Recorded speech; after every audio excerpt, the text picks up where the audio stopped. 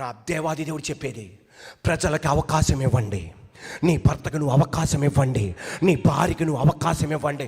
ఎన్ని సంవత్సరాలంటే 17 సంవత్సరాలంటే అవకాశం ఇంకా ఇవ్వు.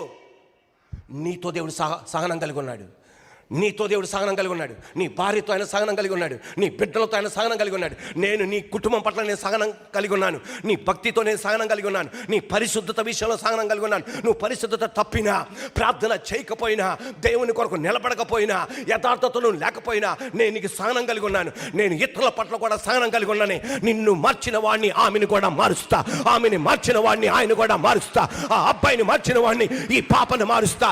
ఈ మన పట్టణాన్ని ఆయన మార్చగలిగిన దేవుడు ఆయన. హల్లెలూయా. yes, కొన్ని కుటుంబాలను కడతావు, కొన్ని కుటుంబాలను నిలబెడతావు. yes, ఒకే ఒక జీవితం.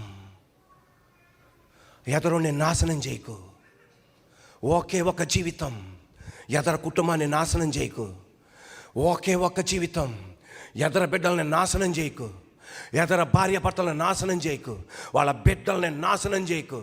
ఎస్, నాతో సహనంగా ఉండగలిగిన వాడు వాళ్ళతో కూడా సహనం కలిగి ఉండని. ఒకే ఒక్కసారి ఇలా జీవిస్తాం.